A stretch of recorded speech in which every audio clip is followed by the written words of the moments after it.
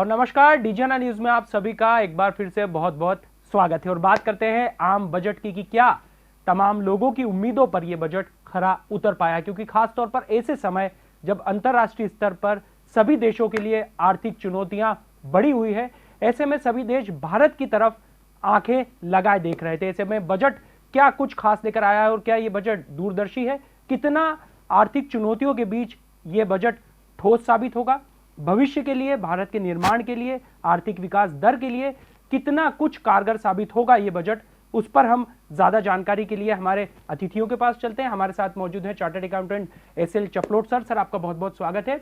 और उसके साथ ही हमारे साथ मौजूद है रेखा आचार्य जी, जो कि जानी मानी इकोनॉमिस्ट हैं, एक अर्थशास्त्री। मैम, आपका बहुत बहुत स्वागत है। नमस्कार। चपलोट सर, आपसे शुरू करता हूं मैं, क्योंकि नई जो टैक्स स्लैब है आज उसकी भी घोषणा हो गई है।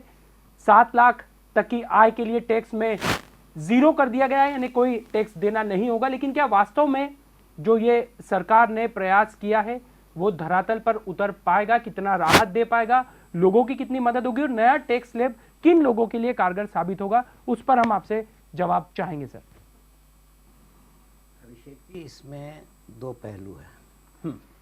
एक तो अंतर्राष्ट्रीय मद्दी या जो भी इकोनॉमिक स्टेटस चल रही है उसको मद्देनज़र, उसको देखते हुए वर्तमान भारत सरकार के वित्त मंत्री ने जो एक पर्सनल डायरेक्ट टैक्सेशन पे हाथ रखा है वो दो तरह से हैं।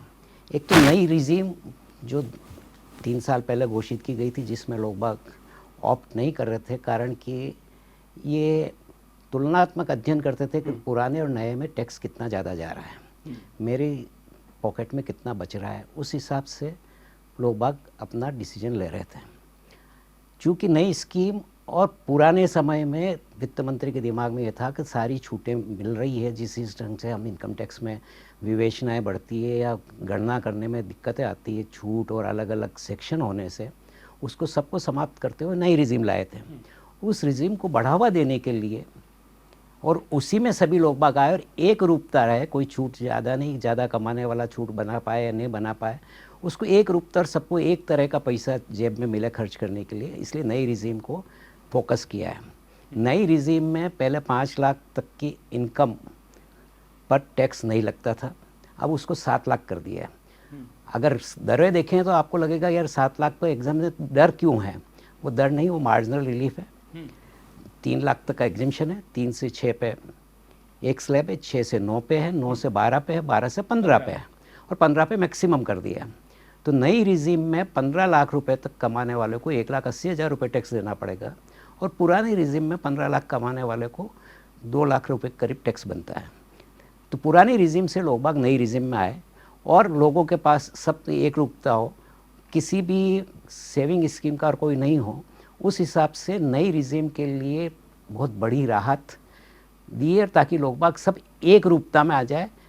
कर प्रणाली की कैलकुलेशन में कि एटीडी का कैलकुलेशन करना है या एटीसी का कैलकुलेशन करना है या कैपिटल गेन का करना है, इन सबको छोड़ते हुए एक रूपता लाने की प्रयत्न किया है। और ये अपन अड़ोस पड़ोस के देशों के संदर्भ में भी देखें, IMF का और मंदी दर को देखें, तो सबका प्रेशर है कि टैक्सेशन स्लैब को राशनल किया जाए। उस राशनल करने के लिए नई रिजीम को बढ़ाने के लिए ही किया है। अमूमन आदमी को ये लगता है कि सबको 7 लाख के फ़ायदा हुआ। यस, नई रिजीम वालों को अच्छा फ़ायदा हुआ है, पुरानी रिजीम वालों को कोई भी इसमें फ़र्क नहीं पड़ा है। तो एक आदमी हल्का सा ये सोच सकता है कि मेरे को कोई फ़ायदा नहीं मिला, परंतु नई रिजीम में जाने में हर एक को फ़ायदा नज़र आएगा। तो ये प्रोत्साहन के लिए ठीक है, नए करदाताओं के लिए? नए करदाताओं के प्रोत्साहन के लिए ठीक है कि 7 लाख तक कोई टैक्स बनेगा नहीं। 7 लाख 1 रुपये होने पर आपको टैक्स देना पड़ेगा।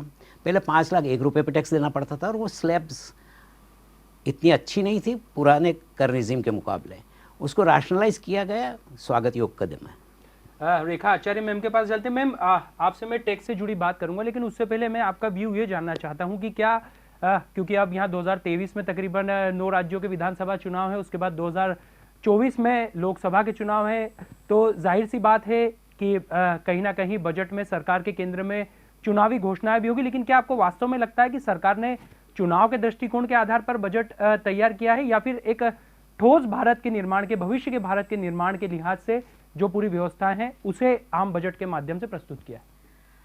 देखिए, जहाँ तक मेरा सोचना है कि जैसा कि वित्त मंत्री निर्मला सीतारमण जी ने भी बोला कि ये जो बजट है पिछले जो 4 सालों में जो बजट दिया गया था उसका ही आगे है, आगे का बजट है।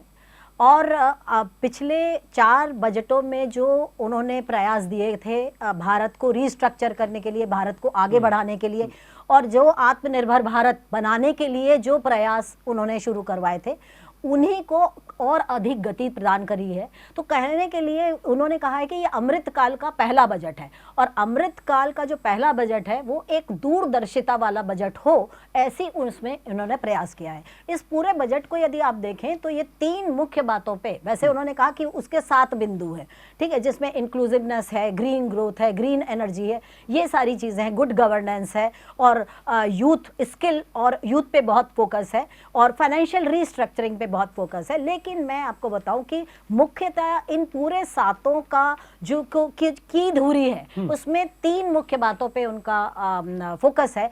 एक है कि पूरे के पूरे हर एक सेक्टर की उत्पादकता को बढ़ाना, दूसरा कौशल विकास को बढ़ाना, और तीसरा रिसर्च एंड डेवलपमेंट को बढ़ाना, मतलब वो नॉलेज इकोनॉमी को बढ़ाना चाहते हैं। और आज यदि आप आत्मनिर्भर भारत की बात कर रहे हैं तो कहीं ना कहीं जो हमारे पुराने, आप पिछले कुछ महीनों में जब बजट के पहले जो आर्टिकल्स छपते हैं उनमें आप देख रहे होंगे कि हमारे यहाँ पे जॉब्स और एजुकेशन के बीच में एक बहुत बड़ा मिसमैच दिखाई देता है।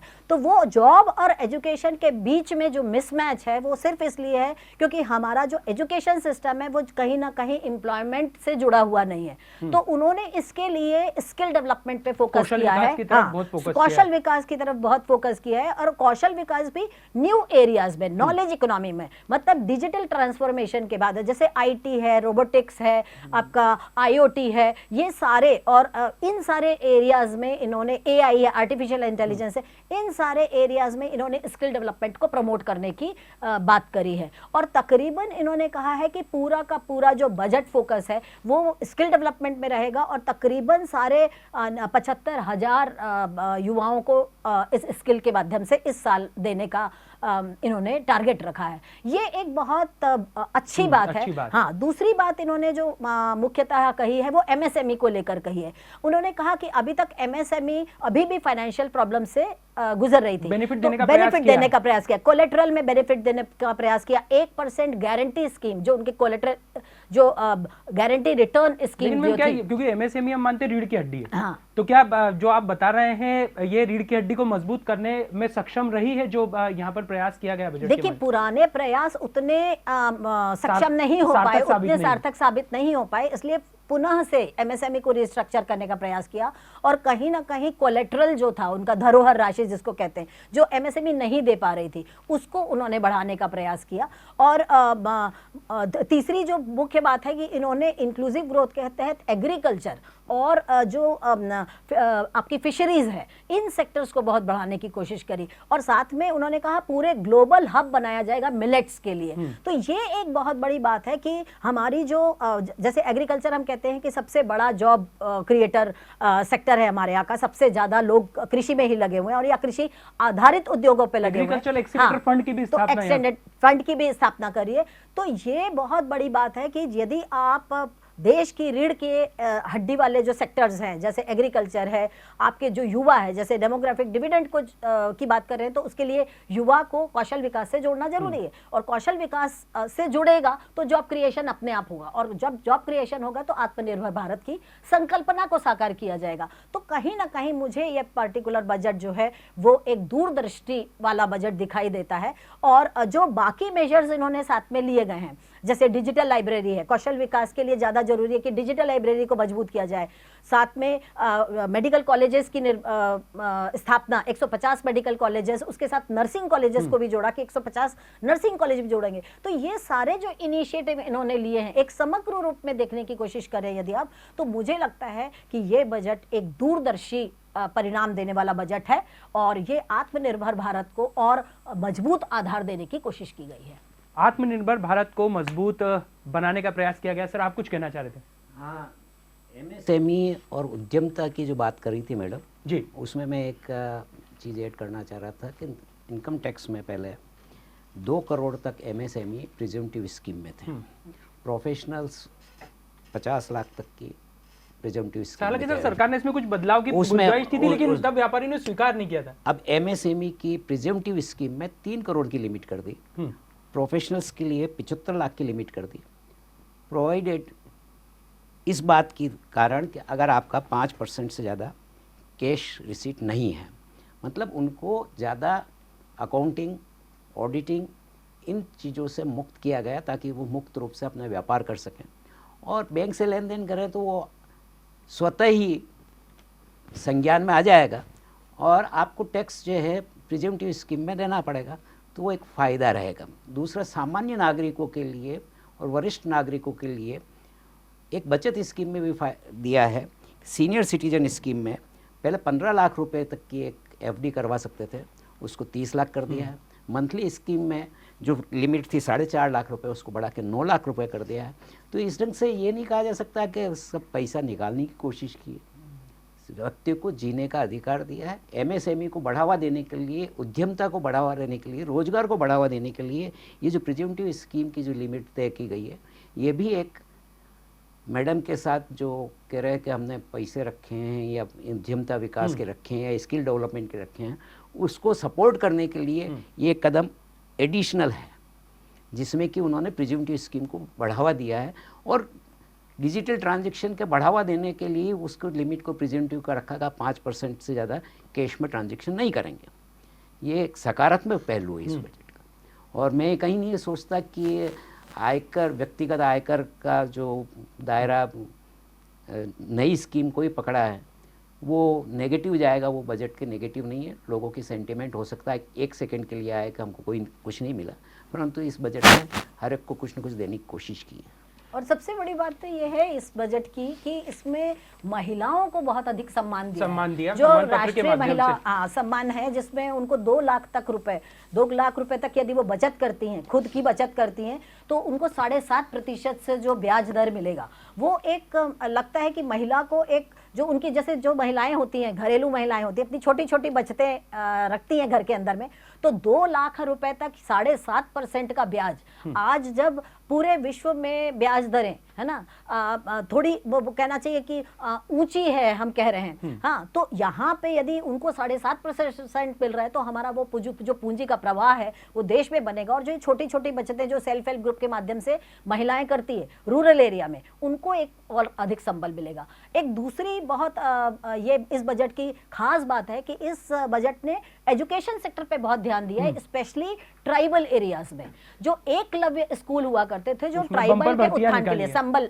योजना के तहत, उसमें तकरीबन इन्होंने ये कहा है कि हाँ 38,000 बम्पर भर्तियां निकाली हैं और 150 और एकलव्य स्कूल खोले जाएंगे, जिनमें जो स्पेशली ट्राइबल एरियाज में खोले जाएंगे। तो ये भी एक बहुत बड़ी बात है कि यदि हम ट्राइबल एरिया को टारगेट कर देते हैं, जो हम कहते हैं ना कि ट्राइबल एरिया अभी भी हमारा कौशल विकास से अछूता है, तो यदि हमें वहाँ पे यदि स्किल डेवलपमेंट को बढ़ाना है या वहाँ पे लोगों को संबल बनाना है, आत्मनिर्भर बनाना है, तो बहुत ज्यादा जरूरी है कि इन एरियाज में स्पेशल स्कूल खोले जाए एकलव्य जैसे, और उनकी स्किल आधारित योजनाओं को चलाया जाए। तो एकलव्य स्कूल के माध्यम से ये किया जा सकता है।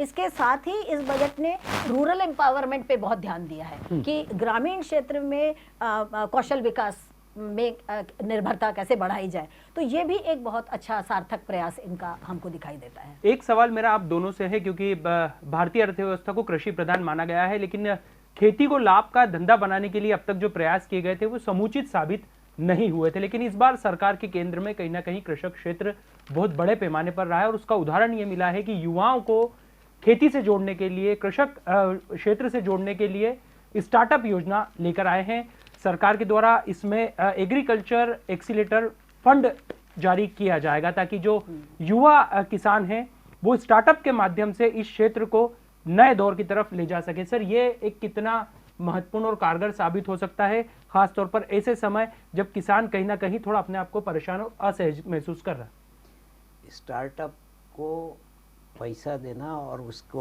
बढ़ावा देना ये कारगर कदम है, और इसमें 2-3 चीज़ें और भी आपको ध्यान में रखनी चाहिए। एक तो शुगर मिल्स को जो 2016-17 के पुराने जो गन्ना के बाकियात है और जो उसको देने के लिए अगर वो तैयार हैं तो उसको खर्चा माना है शुगर मिलों के, ताकि गन्ना की उपजाने वाले किसानों को अपना पैसा मिल सके।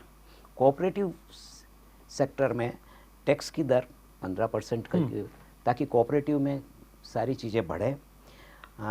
स्टार्टअप 31/3/24 तक अगर कोई भी नया स्टार्टअप चालू करेगा तो उसको लोअर टैक्स रेट रिजिम में चलेगा।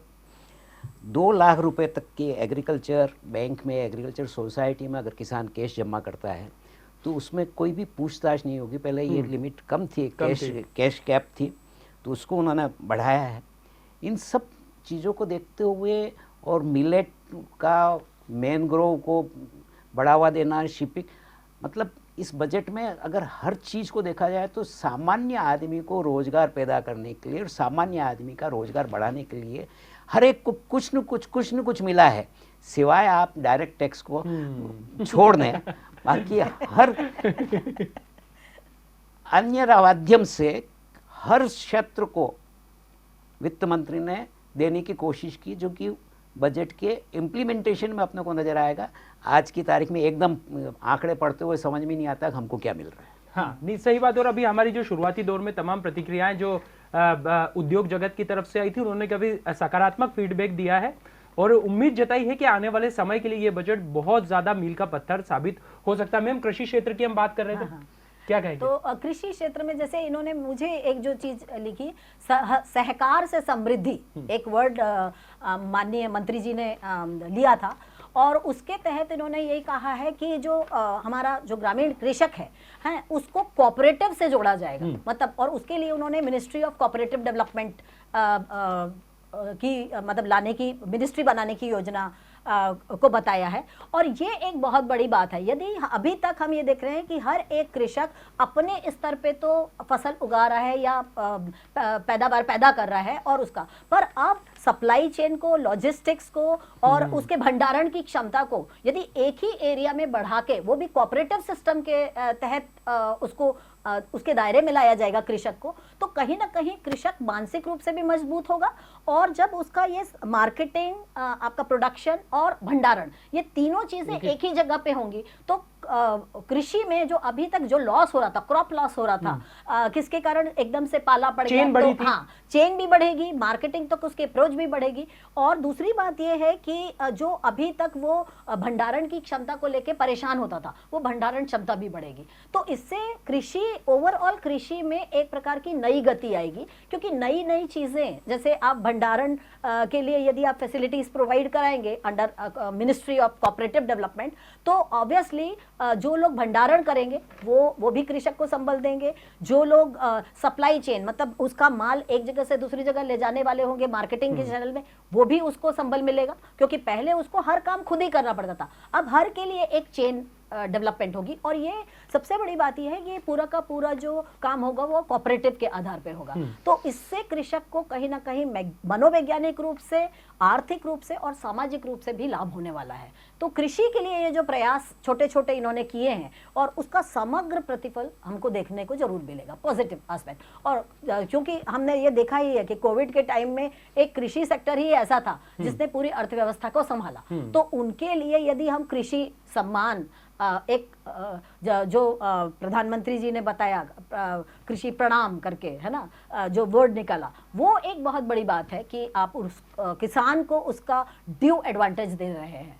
तो कृषि का उसका लाभ जरूर मिलेगा उसमें। सर, हर सेक्टर के लिए कुछ ना कुछ दिया गया है, लेकिन एक सेक्टर ऐसा है जिस पर हमेशा से अलग अलग प्रतिक्रिया आती रहती है, उसे रेवड़ी कल्चर भी माना जाने लगा है, वो है खाद्यान्न योजना। प्रधानमंत्री खाद्यान्न योजना, एक बार फिर 2 लाख करोड़ रुपए सरकार उस पर खर्च कर रही है और 80 करोड़ लोगों को सरकार का ऐसा कहना है कि इसका सीधा सीधा बेनिफिट मिलता है। लेकिन सर, राशि बहुत बड़ी है। इस पूरी योजना को लेकर आप क्या कहेंगे? मैं इसमें सिर्फ इतना कहूँगा कि सरकार ने, आपने अगर कहा रेवड़ी बांटने की योजना, तो पहले समाज में रही होगी, लोग बाग रेवड़ियाँ लूट लेते थे। ये सब योजनाएं अब आधार कार्ड से और डीबीटी से लिंक्ड है। यहाँ रेवड़ियाँ नहीं बट रही है। वास्तव में जिसको आवश्यकता है, अंतिम पंक्ति के व्यक्ति को लाभ मिल पा रहा है, ये कह सकते हैं हम। और उस लाभ से समाज में खाइयाँ जो दूरियां हैं वो सिमटेगी, और समाज का उत्थान होगा। मैं इस बजट, आपका जो ये शब्द है रेवड़ी कल्चर योजना, उससे मैं इत्तेफाक नहीं रखता। मैम आप क्या कहना चाहेंगे? देखिए, मैं अभी जैसा कि वित्त मंत्री जी ने बताया कि 80 करोड़ लोग है ना अंत्योदय योजना के अंतर्गत आते हैं, और अभी उस अंत्योदय योजना को 1 साल के लिए और बढ़ा दिया उन्होंने, ठीक है। तो ये कहीं ना कहीं हम कहें कि जैसे अब रूरल एरिया में यदि आप गरीबी स्तर को देखें तो ये तकरीबन काफ़ी ऊंचा है, तकरीबन 32% लोग अभी भी गरीबी योजना के मतलब गरीबी की रेखा के नीचे है। तो ये यदि योजना इस प्रकार की और चलाई जाती है जो आवश्यक है, ठीक है, और कोविड में हमने ये भी देखा कि वंचितों को वरीयता मिली, और कई बार ये शब्द वित्त मंत्री हमने ये भी पता किया इस्तेमाल कि तकरीबन 30 करोड़ लोग पॉवर्टी लाइन के नीचे और चले गए कोविड के दौरान, क्योंकि उनकी हेल्थ की आउट ऑफ पॉकेट कॉस्ट बहुत ज्यादा थी।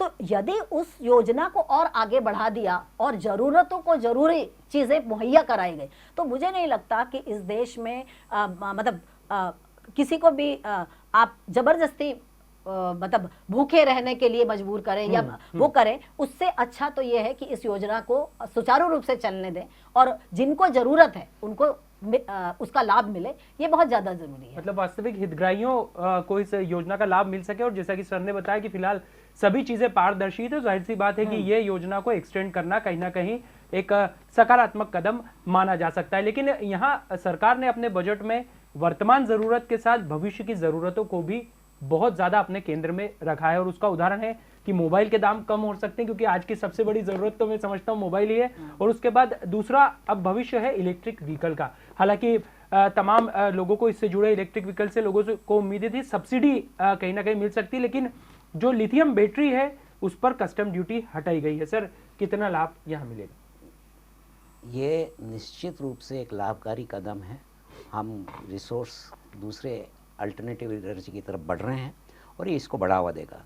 आज इलेक्ट्रिक व्हीकल, मोबाइल या इन सब में लिथियम आयन बैटरी की सबसे ज़्यादा उपयोगिता है, और वो अभी तक भारत में इम्पोर्ट ही होती है। उस पर कस्टम ड्यूटी ज़्यादा होने से इलेक्ट्रिक व्हीकल्स, मोबाइल्स, इनका भाव कुछ ज़्यादा रहा है। इनकी उपयोगिता, लिथियम इलेक्ट्रिक व्हीकल खरीदने के लिए लोग बाग एक बार विचार करने लगे कि इसकी कीमत और फॉसिल फ्यूल की व्हीकल के मुकाबले कीमत में बहुत फ़र्क है। ये कीमत अगर अपने आप कम आएगी तो लोग बाग अल्टरनेटिव इलेक्ट्रिक व्हीकल पर आकर्षित होंगे, और ये एक निश्चित रूप से बहुत बढ़िया कदम है। दूसरा, फॉसिल फ्यूल को कम करने के लिए इथेनॉल पर भी वित्त मंत्री ने कर संरचना को पुनर्संयोजित करने की कोशिश की, ताकि इथेनॉल की ब्लेंडिंग भी पेट्रोल में बढ़ सके, व्हीकल ठीक से चल सके और फॉसिल फ्यूल की आवश्यकता कम हो। हम खुद भी ये महसूस करते हैं कि हम कितने दिन तक इस भूगर्भीय ऊर्जा पर निर्भर रह सकते हैं, जबकि विकल्प है। अब हम विकल्प है हमारे पास, क्योंकि सोलर एनर्जी के इसके विकल्प से हम जो है बहुत आगे बढ़ना चाह रहे हैं। आपने अगर पुराने समय में कुछ अखबारों को देखा हो तो फ्लोटिंग सोलर पैनल्स लगाए जा रहे हैं। एक तरफ ये कहा जा सकता है कि सब इलेक्ट्रिक व्हीकल इलेक्ट्रिक ऊर्जा लेंगे तो संयंत्र भी वायुमंडल को प्रदूषित करेंगे, परंतु नहीं, सोलर पैनल्स और इस ढंग से जो अल्टरनेटिव ढंग से जो ऊर्जा का उत्पादन किया जा रहा है इलेक्ट्रिक ऊर्जा का, वो इलेक्ट्रिक व्हीकल को भी आगे बढ़ाएंगे, क्योंकि जनरेटर से प्राप्त होने वाली ऊर्जा और सोलर से पैनल से प्राप्त होने वाली ऊर्जा में बहुत फ़र्क रहेगा। और लिथियम आयन एक मेन कंपोनेंट है इलेक्ट्रिक व्हीकल और इलेक्ट्रिक इक्विपमेंट के लिए, वो सस्ता होने पर निश्चित रूप से इस पर असर पड़ेगा। मैम, एक छोटी सी प्रतिक्रिया इस पूरे विषय पर आपकी। देखिए, मुझे ये लगता है कि जो इनिशिएटिव स्पेशली लिथियम में लिथियम ऑयल पे जो कस्टम ड्यूटी को घटाना है या और अन्य चीज़ों पे भी कस्टम ड्यूटी को घटाया गया है, उसका सबसे बड़ा सकारात्मक एक तो ये पड़ेगा कि जो हमारा इंपोर्ट और एक्सपोर्ट का जो गैप है ना, वो थोड़ा कम होगा। अभी ये बात चल रही थी कि भाई हम इंपोर्ट सब्स्टिट्यूशन कर दें, पर हम वो वैसा कर नहीं सकते हैं। बल्कि हम यदि एक्सपोर्ट को बढ़ाएं अपने, है ना, और इंपोर्ट को भी कायम रखें और उन एरियाज में हम एक्सपोर्ट को बढ़ाएं, जिसमें हम जैसे यदि हम हमारे इलेक्ट्रिकल व्हीकल्स को एक्सपोर्ट करते हैं तो, और उसके लिए बहुत ज़्यादा ज़रूरी है कि आपको लिथियम बैटरीज और लिथियम ऑयल्स के लिए आपको कस्टम ड्यूटी घटानी चाहिए। तो ये बहुत ज़्यादा ज़रूरी है कि जिन जिन एरियाज़ में भी हमारी कस्टम ड्यूटी घटी है वो सारे हमारी ग्रीन एनर्जी से एक जुड़े हैं, कहीं ना कहीं वो हमारे सस्टेनेबल डेवलपमेंट को भी सपोर्ट करेंगे, कहीं ना कहीं उनसे जो प्रोडक्ट्स हम बनाएंगे वो एक्सपोर्ट के लिए भी हमारे काम आएंगे। और दूसरी बात यह है कि ओवरऑल अभी हम कह रहे हैं कि हमको जो प्राइम मिनिस्टर मोदी जी ने एक हमको एजेंडा दिया है लाइफ का, है ना, कि भाई आपको सस्टेनेबल लाइफ जीना है, तो उसमें ये जो ग्रीन एनर्जी के लिए जो किए जा रहे प्रयास हैं, है ना, वो हमको बहुत अधिक कंट्रीब्यूट करेंगे। और क्लीन एयर लेना, क्लीन और हेल्दी रहना, ये तो हर एक नागरिक का कर्तव्य भी नहीं बल्कि उसका एक अधिकार है। तो यदि उसके तरफ ये प्रयास किए गए हैं तो बहुत अच्छी बात है। और उसके लिए जैसे वित्त मंत्री जी ने भी कहा कि सस्टेनेबल सिटीज़ बनाई जाए, और सस्टेनेबल सिटीज़ बनाने के लिए उन्होंने बेसिकली उन्होंने कहा कि अभी इनिशियल स्टेजेस पे स्टेट्स को और 100 सस्टेनेबल सिटीज़ को मतलब बढ़ाने की कोशिश करेंगे। तो उसके लिए ग्रीन एनर्जी और इस तरह के सोलर सिस्टम्स, इन सब को एनकरेज करना बहुत ज़्यादा इम्पॉर्टेंट है एक अच्छी लाइफ जीने के लिए। और एक आखिरी सवाल के तौर पर, मैं अगर 10 में से अंक देना हो इस बजट को, इस बार के आम बजट को, तो सर कितने अंक देना चाहेंगे? मैं गत 2 सालों से 3 साल से बजट पे त्वरित प्रतिक्रिया दे रहा हूँ और हम साक्षी हो उसके सर। और मैं हमेशा कहता हूँ कि वित्त मंत्री समग्र देश और अंतर्राष्ट्रीय चीज़ों को ध्यान में रख के अपने बजट को बनाने की प्रयत्न करती है। अंक और अंक के लिए मैं कभी भी वित्त मंत्री से निराश नहीं हूँ। हमेशा कोई सा भी फाइनेंस मिनिस्टर रहा हूँ, हाँ। जब से मैंने मतलब इस क्षेत्र में कदम रखा है, मैं मानता हूँ कि वित्त मंत्री हमेशा अपना 100% देने की कोशिश करता है और वो 100% देता है। उन परिस्थितियों में, आज की परिस्थितियों में हो सकता है कि हम बोलें कि साहब कुछ पुराने बजट अच्छे नहीं थे, वो नहीं थे, परंतु हर वित्त मंत्री अपनी स्थितियों में, अपनी अंतर्राष्ट्रीय स्थितियों में 100% देने का प्रयत्न करता है और उसने 100% दिया है। इसलिए मैं 10 में से 10 अंक दूंगा। 100% अंक मिले ये तो। उन्होंने जब 100% दिए, और वास्तव में ये आप देखें तो जैसा कि सर ने भी बोला कि सभी के लिए कुछ ना कुछ है, और साथ में इकोनॉमी में जो जरूरी चीजें हैं, है ना, जैसे इंफ्रास्ट्रक्चर है, एग्रीकल्चर है, स्किल डेवलपमेंट है, ग्रीन एनर्जी है, वर्तमान दौर की सबसे बेहतर आवश्यकता। हाँ, और वर्तमान दौर की ये सबसे अहम आवश्यकता इसलिए भी है क्योंकि अभी भारत को G20 की प्रेसिडेंसीशिप मिली है। तो इसके लिए भारत को यदि विश्व गुरु बनना है तो इन एरियाज, जो ये ऐसे एरियाज थे जहां तक अभी तक ध्यान नहीं दिया गया था, उन पे यदि अभी प्रमोट किया गया है, तो मैं भी उसमें 10 में से 10 अंक ही देना चाहूंगी वित्त मंत्री जी को, क्योंकि उन्होंने ऐसे अच्छे इनिशिएटिव्स लिए हैं जो एक नए भारत को जन्म देंगे और नए भारत में एक ऊर्जा का संचार करेंगे। ये जो इनिशिएटिव्स हैं उनके, तो उनको तो 10 में से 10 अंक देना बनता है। तो नए भारत के निर्माण के लिहाज से इस बजट को 10 में से 10 अंक हमारे जानकारों ने दिए हैं। बहुत बहुत शुक्रिया SL चपलोट सर, आपने महत्वपूर्ण जो जानकारियां थी उसे चैनल के माध्यम से दर्शकों को पहुंचाया, और आचार्य मैम को भी बहुत बहुत धन्यवाद, उन्होंने भी तमाम पहलुओं पर प्रकाश डाला है। तो कुल मिलाकर आत्मनिर्भर भारत का जो रोड मैप है उसमें ठोस कदम उठाने संबंधी तमाम जो प्रस्ताव हैं उन्हें इस आम बजट में स्थान दिया गया, और यही वजह है कि तमाम सेक्टर से सकारात्मक प्रतिक्रिया बजट को लेकर आ रही है। हम भी लगातार आपको बजट से जुड़ी तमाम अपडेट्स देते जा रहे हैं, लेकिन फिलहाल वक्त है एक छोटे से ब्रेक का, और ब्रेक के बाद फिर आम बजट से जुड़ी तमाम खबरों के लिए आपके सामने उपस्थित होते हैं। लेकिन तब तक के लिए नमस्कार। नमस्कार।